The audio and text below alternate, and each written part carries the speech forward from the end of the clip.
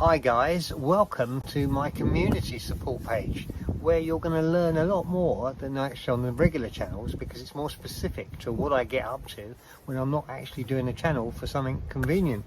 So what we're going to do today guys is we're going to get this speaker and we're going to change the one in the car, because I've now got a pedestrian warning speaker that is made by Wasp. Unfortunately for us, Wasp are not making them anymore, so it's unique. I only have one, but the problem I'm faced is the speaker doesn't hold its charge. And what's happened is it went off, and the other day a neighbour came out and said, "Oh, your car's making funny bleeping noises. I think it's your car. Not sure, but I think it is." Anyway, it turned out it was the speaker not charging up. And I've bought loads of things to try and charge the speaker. I got a power bank, so I was running it on a power bank to charge it. But unfortunately, it didn't help any matters. So we're going to do away with that. We're going to have a powered speaker. It's waterproof, 20 watts, so it's not a problem. But what I needed to do to actually power it up more, I got this little unit from Amazon, which I'll leave a link in the description for you. And what it is a little power amplifier. So basically, you plug your auxiliary input into this, you run your mains into this, which is 12 volts power supply, and you put your speaker on the end of that. It's all made for us, wasn't expensive. So as I say, I'll put the link and what the cost is up here so you can see what the cost was, but that's what I've got. But the problem I've got now is where to mount this to get the best sound. So I'm going to have to take the frunk out, the whole lot of it comes out with 7 screws, and then we're going to see where the best place to mount it, and also remove the other one because it was a definite no-no.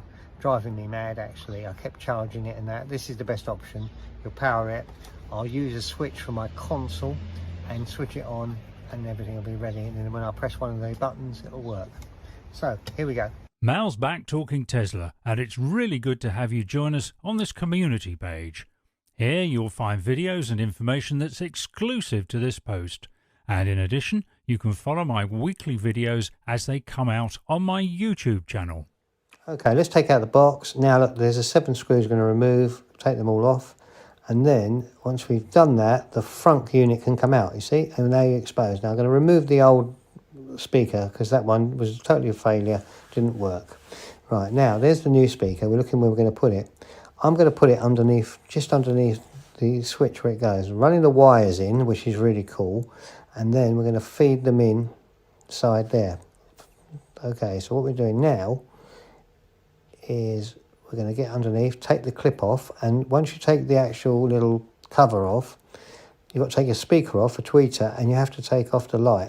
So I'm going to disconnect both of those. They come out easily, very simple, and once they come out, there they are, done. Right, we've finished that. Next thing I want to do is I want to feed a rod in so I can put my wire, which is speaker wires that were attached to the wire, on the front. There we go. Pulling that through, pushing it up there, and it's in. Now I've got the wire in. Now I'm going to feed it inside a little hole I've already made inside the little console there, so that's good. I'm going to solder it in a second because it needs soldering. Right, I'm going to put it all back now. Got all the 7 screws back in, and then put the old cover on. That's it for the air filter. That's done. Trunk closes. Now we're going to go inside. I'm going to connect the 2 connections back in for that, the light and also the tweeter. That's now in, the panel's in, pushing the panel up so it goes in with the 2 retaining clips that clip in. So that's done too, and we're going to put in the carpet. There it goes, so that's all nicely in. All fits nice, and as it goes in, right, that's done. Now there's the things as you saw. Okay, get the carpet back, that's all nicely in now place.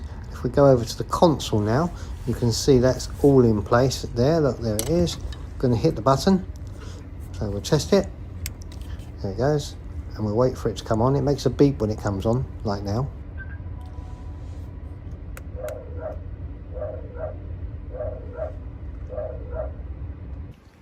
Well, there you have it guys, all fixed, all working, and it sounds really good.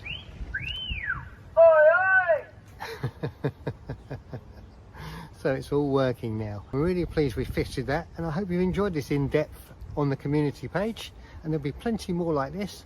So you stay tuned and keep watching, and if you want any more from my regular channel, Malback Talking Tesla, jump on there and you can see a new video coming out every week. Anyway, if you've liked this and it's been helpful to you, don't forget to like, share and subscribe it. Tell your friends and all your mates and everything else. I'm around fixing all this stuff and giving you an in-depth look, which is something you won't get on the regular channel. Watch this video here. Until the next time, I'll be seeing you.